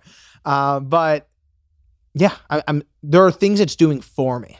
But even those things that we think we don't like, they're still triggering some neurohormonal response that some part of us is probably addicted to as well. That sense of shock and outrage and how dare they? It's a key on the organ. It's another fucking key on the organ that when we've played that key enough, and Dr. Joe Dispenza talks about this a bunch, and You Are the Placebo, we become addicted to the tunes on the organ that we're most comfortable playing. There's an upregulation of different receptor sites for these hormones and for these neurotransmitters and all of these things that are associated. If you've been abused in your childhood, you like that chord. Yes, there's all of these things that we have to realize we're constantly feeding these certain addictions, which is almost like praying to that God. Like that key on that organ, if you wanted to anthropomorphize it and make it, I'm praying now in my anger, I'm praying to Ares, the god of war, and my sadness, I'm praying to blah, blah, blah. I was really going down and understanding all of the ways that we are addicted to all of the aspects of being ourselves and certain tones that we play. And the phone provides certain tones, certain quick hits of dopamine, certain things, and it's designed for that. It's like really designed. So the solution, one solution, which isn't a permanent solution but is necessary, is abstinence. Like we have to have scheduled, intense abstinence. If you have issues with food, well, fast. Like that will teach you a lot about food. Like if you actually fast, if you go on a fast, like just a water fast, and then you eat a cashew when you're coming out, you're like, oh my God, a cashew. It's so sweet. It's so delicious. Whereas if you get used to all kinds of different foods and if you're eating Hershey bar every day, yeah, for sure. You're like, fucking cashew, whatever. I guess I'll have a cashew, but I'd much rather have a Kind bar. It's wrapped in chocolate, like way better. You know what I mean? So that's one thing, fast. And that's really what, by the time this podcast is out, my documentary, Awake in the Darkness, my 6 days in darkness, silence, isolation, it was the complete removal of all things, including the phone, including people, including music, including sight. Everything was removed. And at that point, you really learn some shit, and I'm called back to the darkness because I know that I've gotten re-addicted to all of the things that I became temporarily unaddicted to. And that it like broke the addiction. And it was like a fucking fever. It was like a fever that I had to break. And I think, so one thing is these longer fasting periods, which I think are necessary. Same with the substance. Like no matter what it is, you got to take your break. You got to take your time to make sure that they're not in control of you rather than you being in control of them, whether it's alcohol or tobacco or whatever the fuck. Then I also think we need to bring back the Sabbath. We need to bring back the Sabbath. Have you read the book, The Sabbath? No. Bro, it's so good. Really? Well, you keep going. I just read it this year. Keep going though. Awesome. I mean, and the Sabbath is an idea that there's one day a week where you don't do the normal shit, mundane shit. And it came from a time that didn't have phones. It was designed in a time that is not exactly relevant one for one to our time now. But if you just take a little bit of application and be like, okay, what would the Sabbath mean now? It would mean, all right, what do you want to create for your Sabbath? Well, I definitely want to take away my phone. And me and my wife have tried it, and it's always the best day. We'll have like no phone Sundays, cell-free Sunday. And it's just us connecting. And even if we want to go somewhere, we have to remember how to go there. And even if it's a restaurant we want to make a reservation to, like we just show up and third door our way in that restaurant. It always works. It always works, right? So, but there's this just immense freedom that comes from that. And that's one of the most important things. But you could stack a variety of different things into your Sabbath and then do that every week. Like that's something I haven't fully implemented, but I think like this is a key. I did it every week for the whole year. Nice. So tell me about your Sabbath and tell me about the book. Okay, so the book, it's called The Sabbath, by, I believe I'm saying his last name right, Abraham Joshua Heschel. Someone can probably Google that and figure it out. But it's called The Sabbath, and it's a short book. What it talks about is essentially, the Sabbath comes from, monotheistic religion, Judaism, Christianity. And the idea around Shabbat, the Sabbath, however you want to think of it, is it's an architecture of time. And pretty much the thesis of this book is that other cultures will build architecture in space. New York City is literally a cathedral to capitalism. Right? You look at I've never said those words out loud, but I was like, shit, I just came from New York yesterday. And I'm like, oh shit. You look at these buildings, and first of all, it's awe-inspiring. Yeah. As much as I want to say like, oh no, you look at that New York skyline and you go, wow. Yeah. But what is it praising? Vegas is a cathedral to hedonism. Right. So, and then have you been to Yosemite recently? No. I was just there a couple months ago. It is a cathedral in its own right, but it's a cathedral to God. To God. Yeah, truly. And, you look at it and, okay, so the Sabbath talks about the core thesis is other cultures will create buildings, even temples, things they build in space, physical cathedrals. A Sabbath, just the thought of it, is a cathedral in time.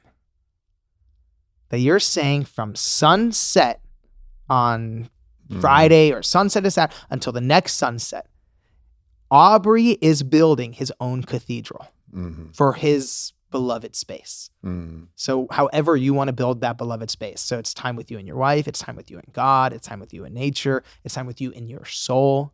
Yeah. But you're creating an architecture of time. And I think that is just the most, it's revolutionary to us, but a lot of other people, it's called life. They've been living it. We've been doing this forever. They've been doing it forever. And if you think, I know my ancestors have been doing it forever. I just sort of got, placed in America. My parents came as refugees and came into America, and it sort of got lost in the mix. But this architecture of time is powerful. Mm-hmm. It's really powerful. So I did it for a year, and I still do it on and off, and it's just so. the What best. what do you architect? What do you remove, and what do you add from your normal? From your I'm normal week? Jewish, so there's a lot of conservative Jewish shoulds on a Shabbat. Mm-hmm. I read the book and sort of said it's similar to you. And again, I'm not telling anyone what to do. I said what worked for me. I said, what's the core premise?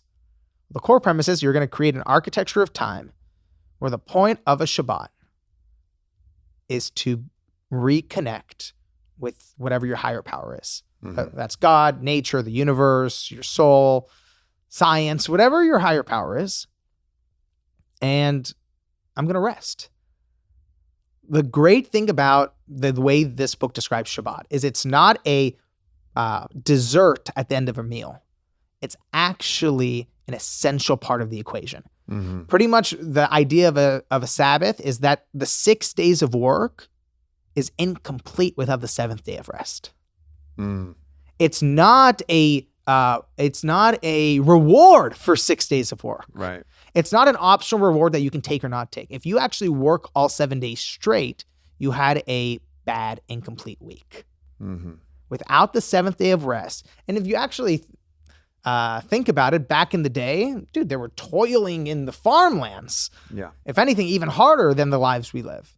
And if they didn't take that 7th day of rest, and there's a great anecdote in the book that said there was once a man, an ancient biblical man, who on his 7th day, on his Sabbath, had an idea of, I need to fix that fence on my farm. And then because he had the idea on the day of rest, he didn't touch that fence for the whole year because he didn't even want ideas. Like that he didn't even want, he wanted to train his brain. For sure, because so much of our work happens in our mind. Right. It's one thing to say, I'm going to rest my hands. I'm going to put my phone down.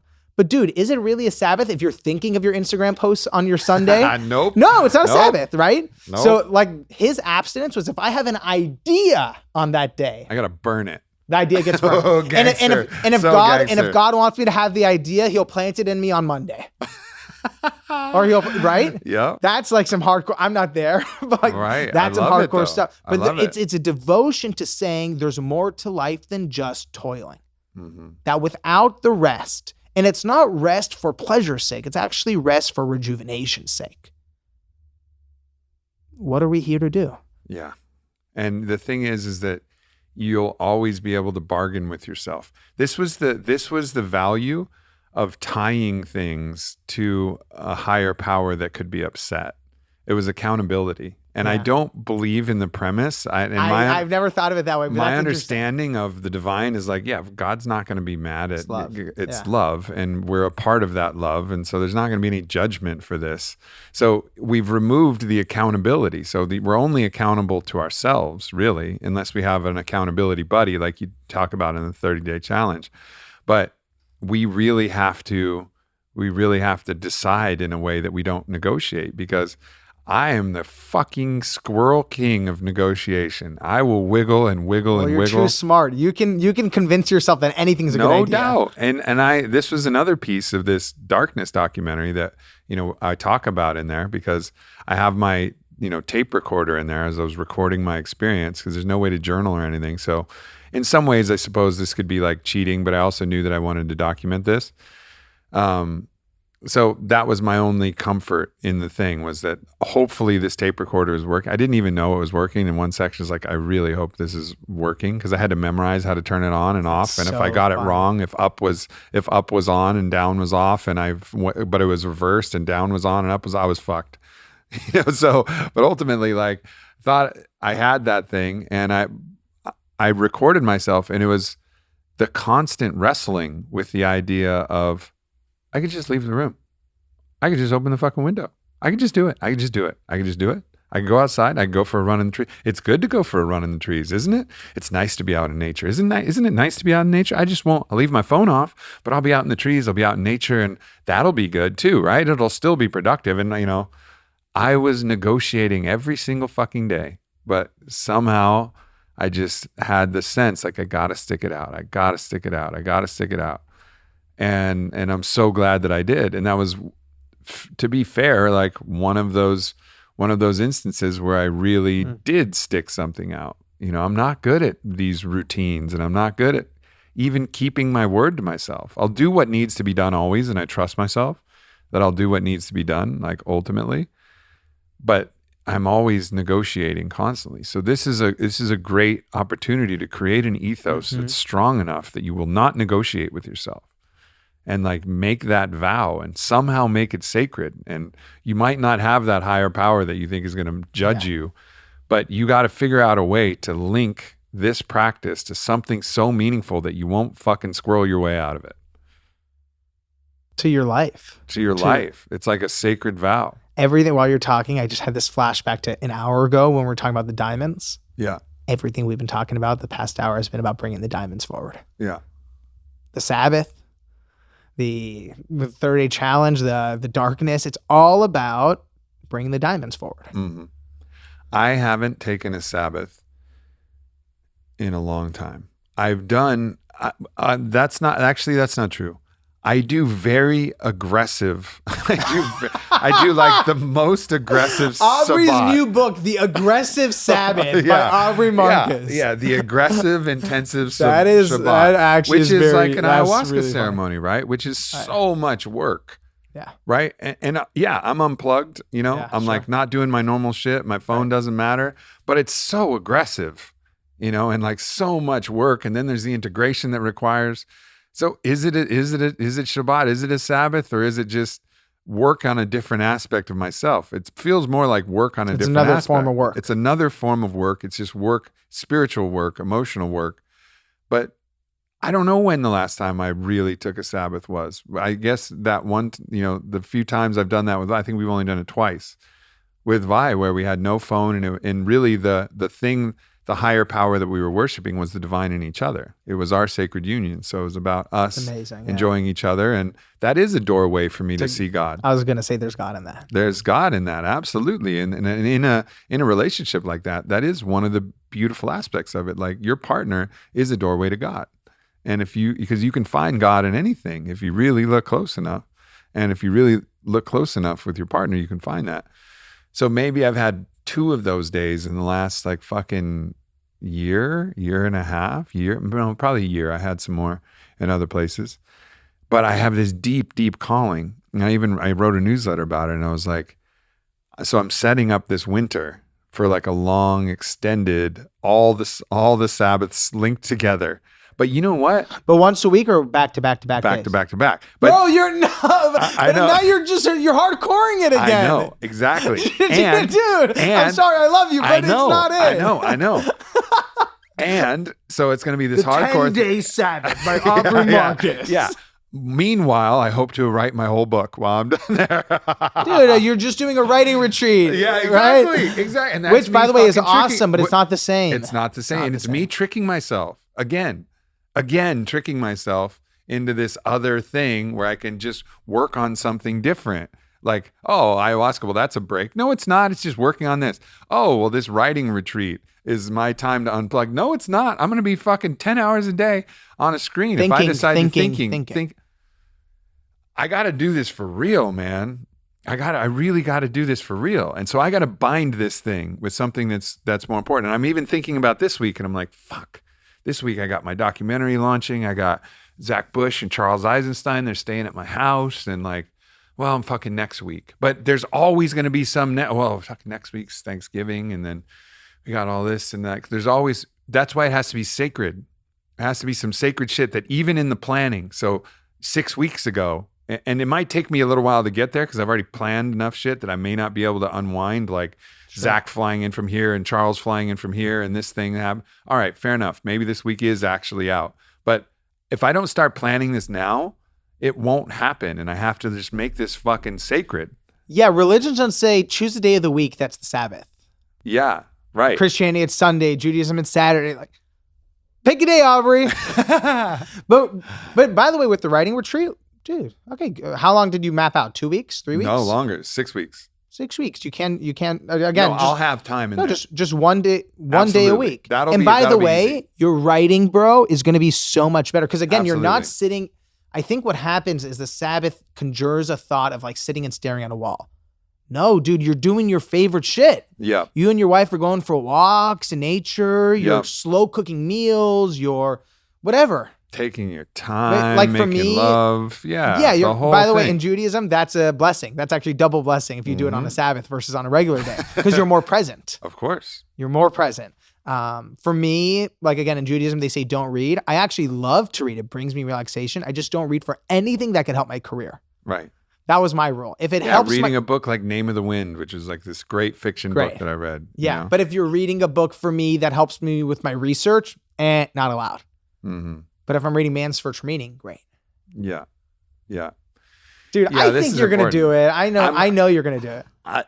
The energy is building, and this is fact you're like even talking this about is it- like the moment where I'm like, okay, like this is just no more bullshit, Aubrey.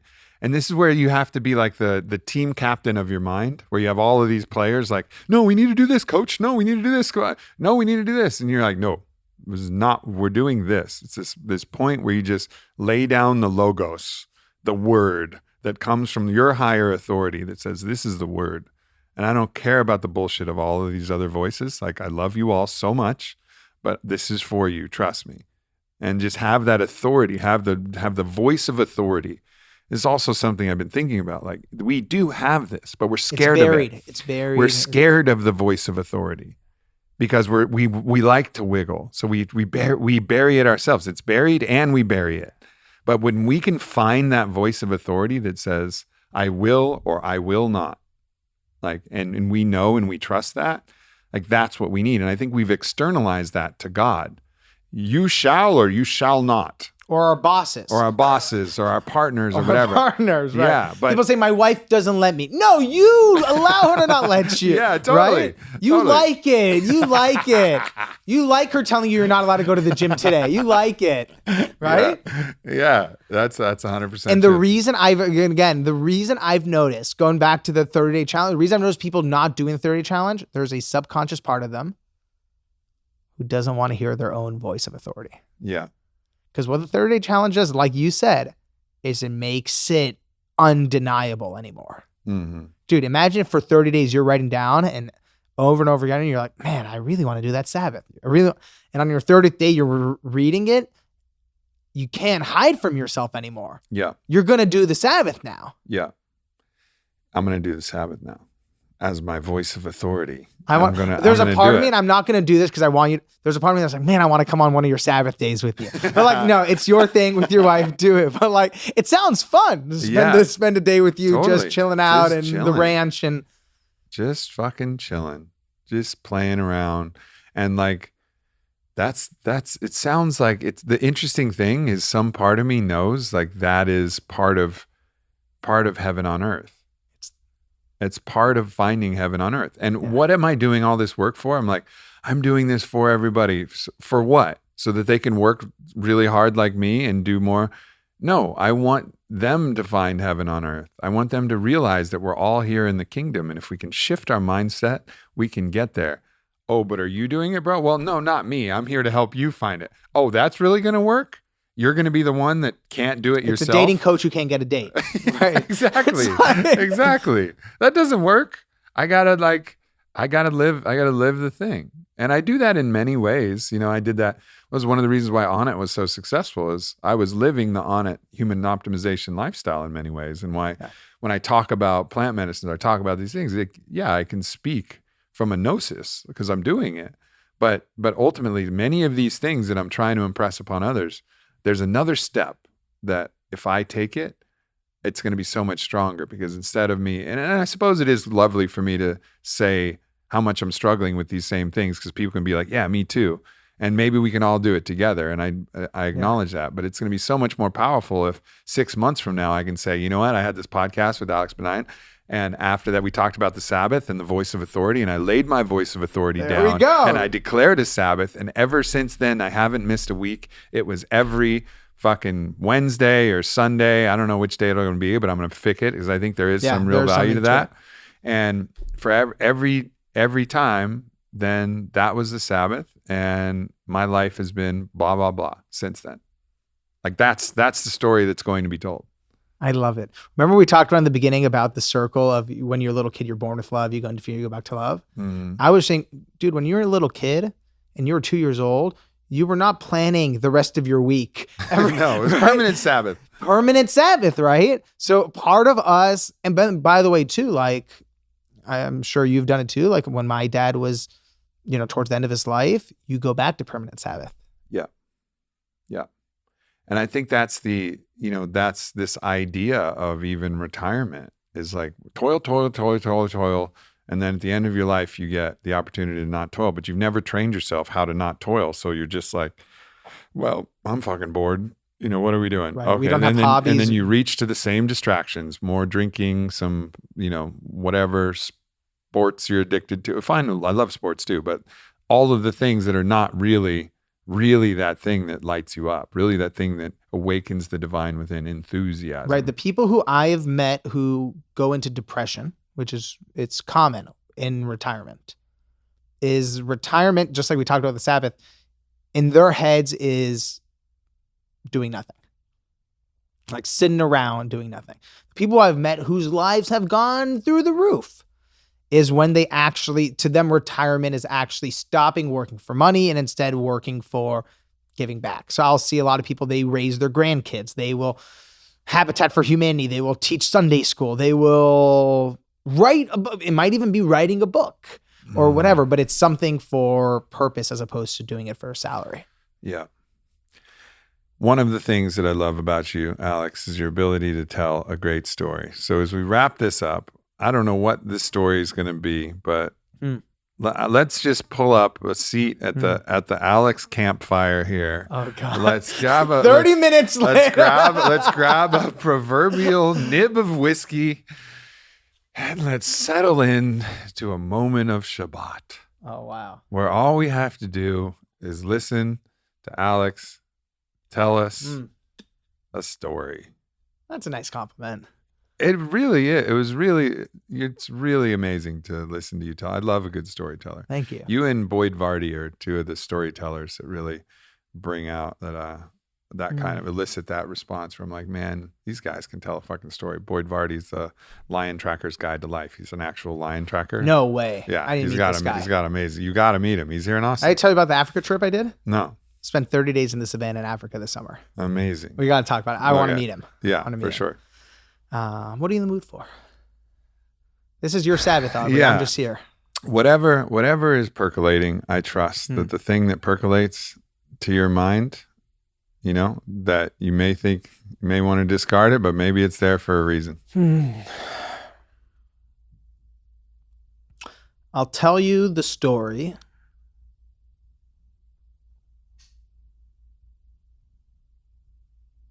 of the hardest interview I ever did for the Third Door. And I couldn't have known it going into it. So this takes place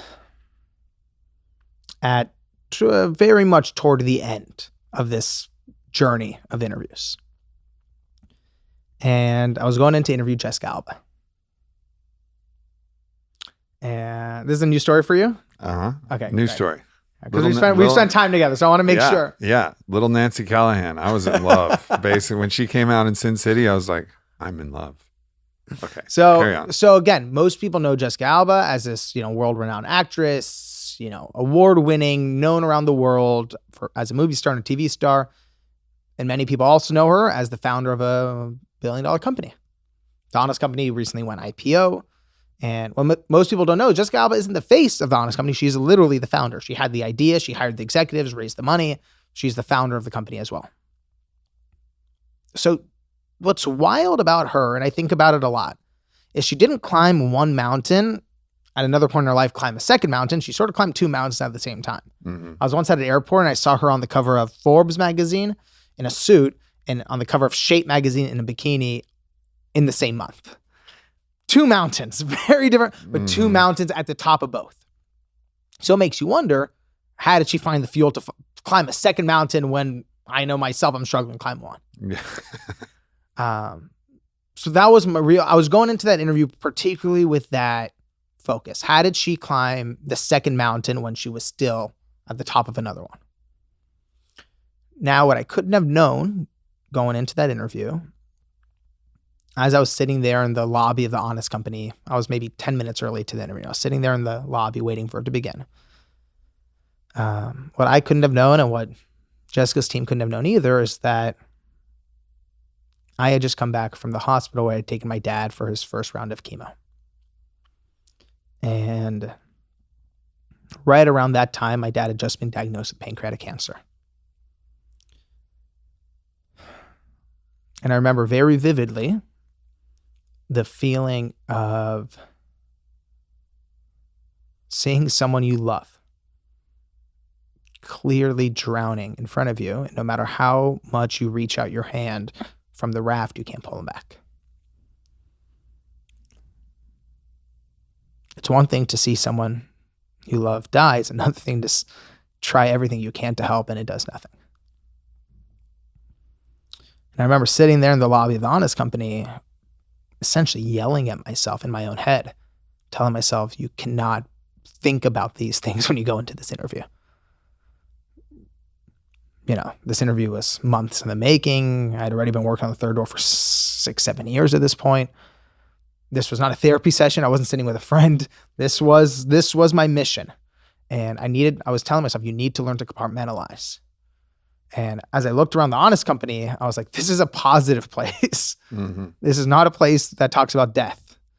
So I just told myself, whatever it takes, just do not think about death or cancer. You have to keep this positive. So sure enough, it's time. I get escorted down a hallway, and everything in this office is just bright and positive. There's butterflies on the wall, sunlight is shining in, the word honesty is spread out, and ceramic cups on another wall. It's just, there's a vibe there. And I got taken into Jessica Alba's office. She's sitting on a couch. I sit down next to her.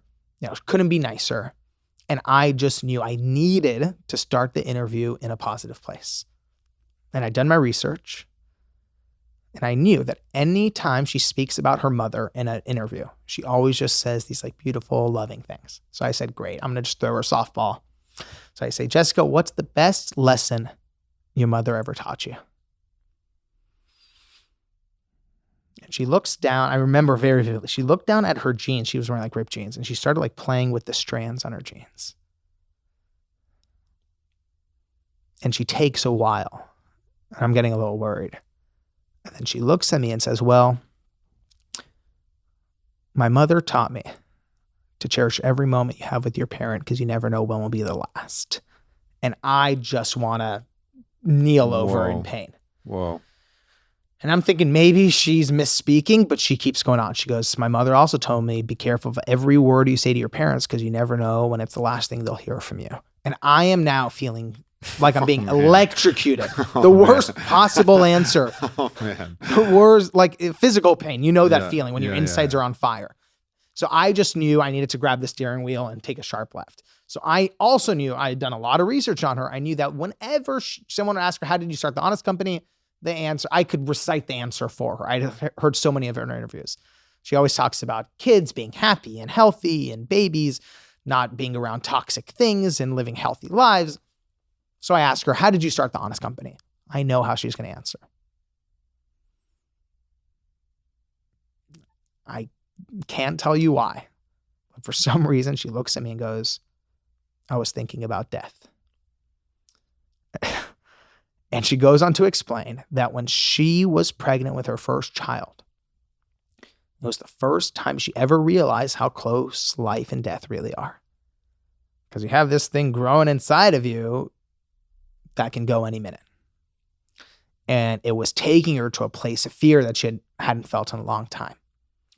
And she essentially starts explaining to me that in her childhood, she was in and out of the hospital all the time. She had an inhaler on the side of the soccer field. She would go into the hospital. Her mom would go into the hospital. Her aunt had cancer. Her grandpa had cancer. Her grandma had cancer. And she keeps talking about death and cancer until I literally am about to explode.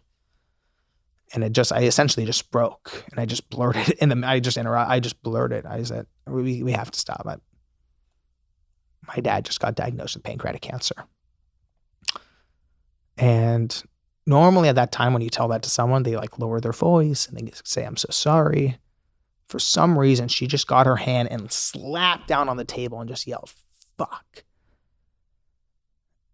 And it felt like someone had just splashed me with ice water and lifted a weight off my shoulders I didn't know existed. And in that moment, it no longer became an interview, it became a conversation. Mm.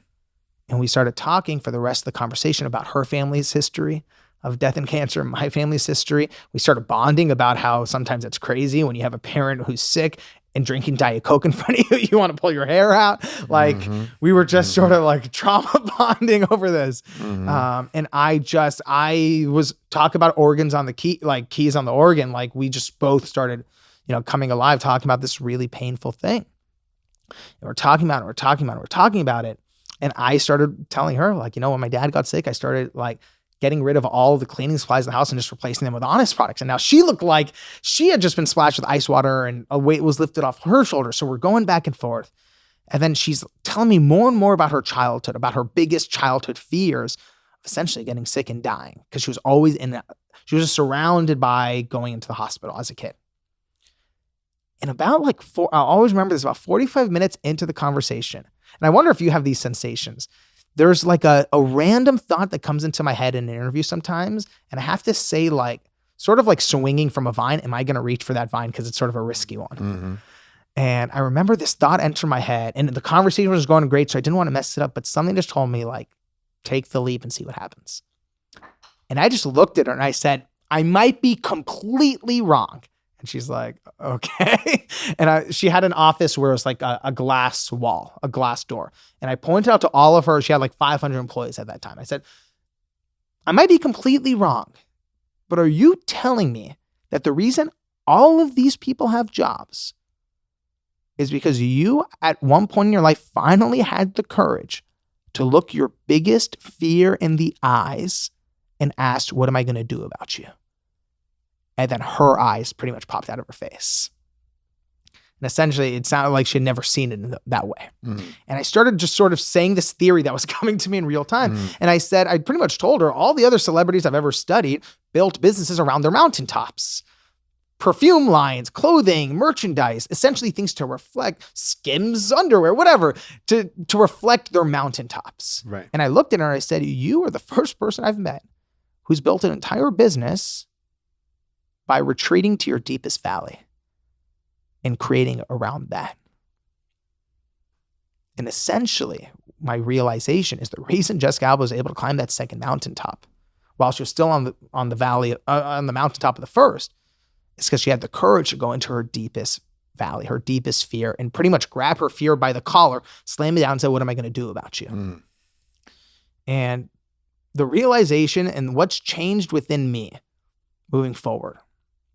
And for anyone listening to this who's also sort of in a period of transition, is it's so easy for us when we're wondering what we want to do with our lives or do in our next chapter or do next. It's so easy to look from the perch of our mountaintops of wherever we are in our careers. But the reality is the thing that's actually going to fuel you to climb a mountain and push through all of the hardships is actually to go and have the courage to go into your deepest valley. And it sounds like that is a big theme of the documentary that's coming out. Totally. You sort of are an embodiment of someone who's like almost like constantly going into valleys and finding the fuel there. And what I like to tell people and what I try to remind myself is if you're struggling to feel motivated, if you're struggling to find your path in life, the answer is actually in that deepest valley and asking yourself where you struggled most when you were the most vulnerable and using that fuel to help people moving forward. Out of the shadow of the valley of death. That's exactly it. Yeah. There are diamonds in that valley. And you did not disappoint with your ability to tell a great fucking story, my friend. Yeah, that's a beautiful lesson and a beautiful story that we can all carry. And man, another thing that really stood out to me is the ability to have that kind of compassion, to not respond in the conditioned way, oh, I'm so sorry for your loss, which is removed, displaced by her slamming her hand down and saying, fuck. That's like a level of almost like what you would want from a human, a friend, an authentic person. Like to be able to access instant vulnerability, instant compassion with somebody you hardly know. That's like instant real compassion. You don't practice that. It's not like that was like the 100th time she's done that. No, I was surprised. I was shocked. Right. It was like, but that instinct is like so beautiful. And to me, elevates her in my mind to a person who's able to do something that's really a superpower. Like compassion is a superpower, like the ability to really feel what someone is feeling, and to be able to do that instantly and express that in that way without the kind of playing the role of someone who cares, but to really fucking care. Man, that's dope. And that's another superpower that she has. That's why she's a real life superhero. Yeah. She's got superpowers. Yeah. It takes one to know one, man. I love you, brother. Thank you for coming back again, man. This is always so fun. Absolutely. There's lots of, of course, The Third Door, the book, still a classic, still get that. But there's some new things that you got going on, including this 30-day challenge. People who want more, where do they go? If anyone ends up, my favorite thing is if anyone ends up doing the 30-day challenge or reading The Third Door from this, like, let me know, because it's what brings me joy. Yeah. So, Instagram, Twitter, whatever's easiest for people. It's at Alex Banayan. And I'm just very, very grateful for you, man. Yeah, likewise. And grateful for all of you. Thank you, everybody. Goodbye. Embrace what you know from direct experience, what you know right now, what you know from having gathered here together. You know something. Can you even put it into words? Maybe not. But it happened. Here we are. Look, you felt things. Those are real.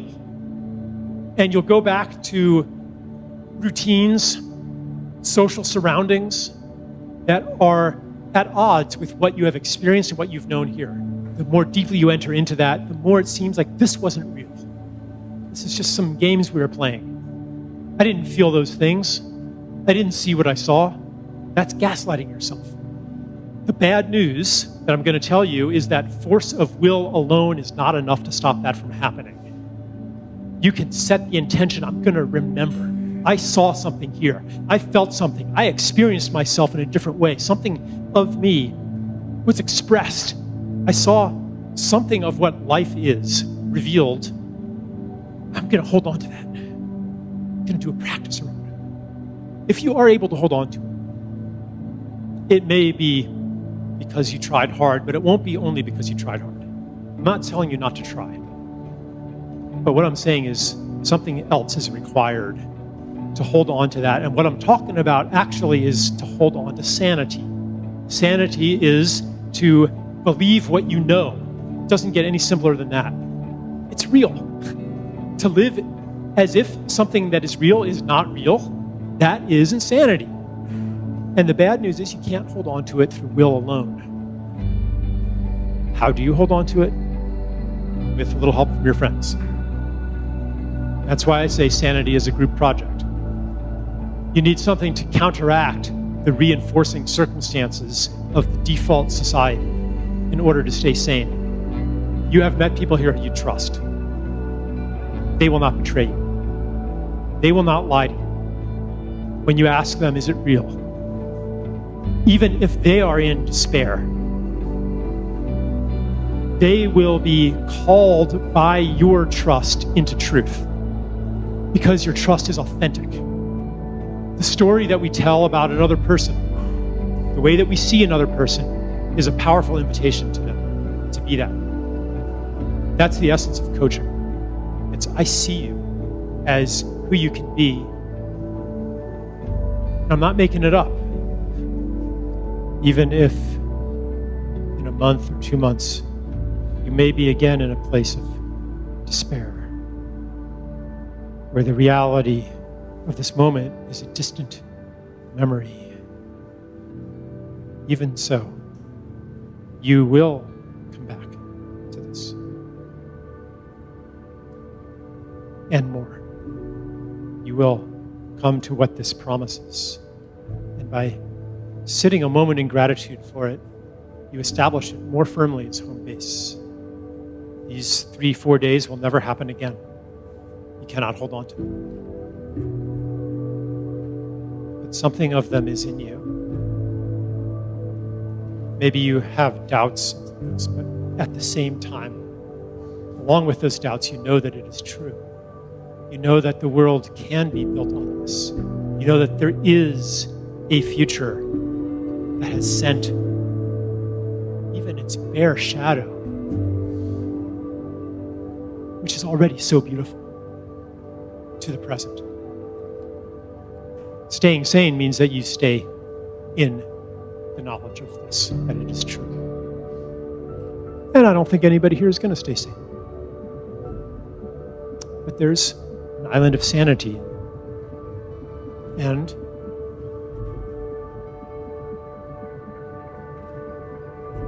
to establish it more firmly,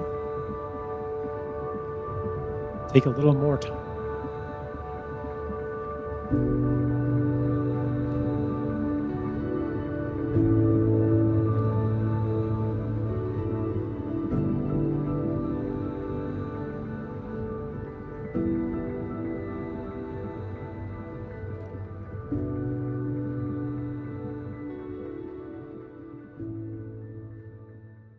Thanks for tuning into this video. Make sure you hit subscribe, follow me at Aubrey Marcus, check out the Aubrey Marcus podcast, available everywhere, and leave a comment. Let me know if this video resonated or what else you would like to hear from me in the future. Thank you so much.